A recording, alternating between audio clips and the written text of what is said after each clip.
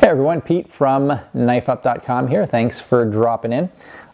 You'll know if you've been watching any of my videos recently that I had a chance to drop into the Ontario Knife Company headquarters in Franklinville, New York, and just have a lot of good things to say about their products. They're one of the country's premier knife makers, and so I picked up 3 or 4 knives when I was there just because I wanted them.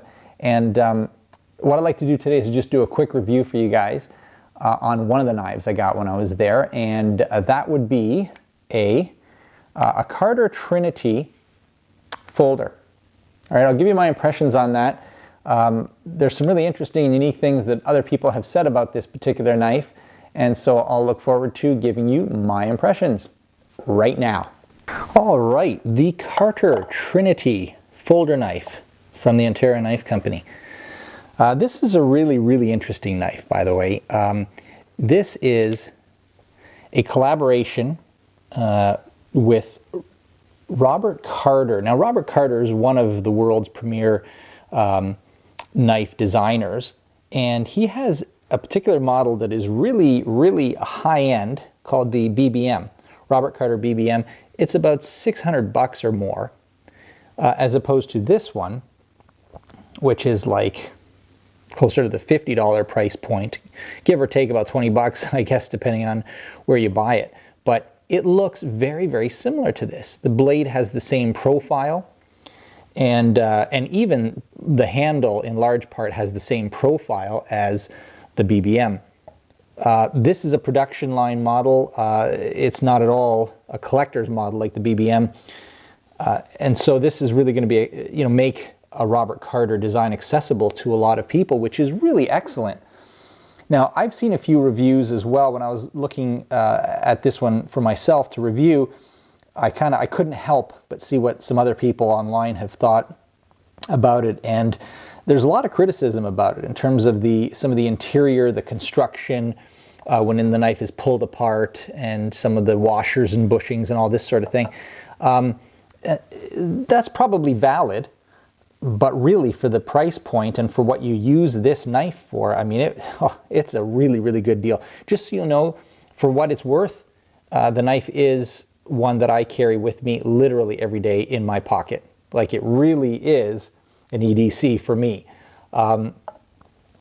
That's saying a lot because I have access to a lot of knives and I just don't carry them. This one I do because it takes up almost no real estate in my pocket, very small blade, and it's, there's space in there. There's no full metal liners or anything like that. So it makes it really minimalistic, and yet it can do a lot. It can really cut well. The blade is really sharp right out of the box. It's got a titanium. One side of the handle is titanium. The other side is G10. So it's really like carbon fiber, high pressure fiberglass composite, if you're not sure what G10 means. The hardness of the blade, 57 to 59 HRC. So on that scale, the Rockwell hardness scale, that's fairly hard. When you get into the 60s, that's when it gets really hard. This one's 57 to 59, and a softer metal like an axe blade or an axe head would be around 50. So it's pretty tough. It's a very minimalistic construction, and I really appreciate that. Regardless of some of the bad things that we might be able to say about it compared to the collector $700 BBM, the positive things, they really outweigh the negatives, in my opinion. It's got the flipper opening, works really well. It's well balanced. In my, this particular model for me just opens and closes really easily, really smoothly. Thrilled with it. It is made in Taiwan, so just so you'll know, full disclosure, for $50 you're getting a knife from Taiwan. You're not getting it made in the Ontario Knife Company facilities in New York. But that, in my opinion, that's taking nothing away from this particular knife. Excellent quality blade. It's an AUS 8, so it's not the highest end, but that's why you're paying $50 and not $500. The only other thing I can say about this knife from a practical point of view without going into, you know, forensic detail is that the choil right here, it doesn't really give you a place for your finger. I don't even have big hands really, and you can see where my, you know, this finger is. You know, you got the flipper right here in the way of already what is a fairly small space for your finger. So yes, if you put your mind to that when you're holding it, you kind of can go, oh yeah, well, yeah, it doesn't feel that comfortable. But really, folks, when you're using a knife, what do you use it for? You flip it open, you cut something with it, or you whittle away at something, and then you're done. It's not meant to be a spa or a luxurious, you know, piece of I don't know what.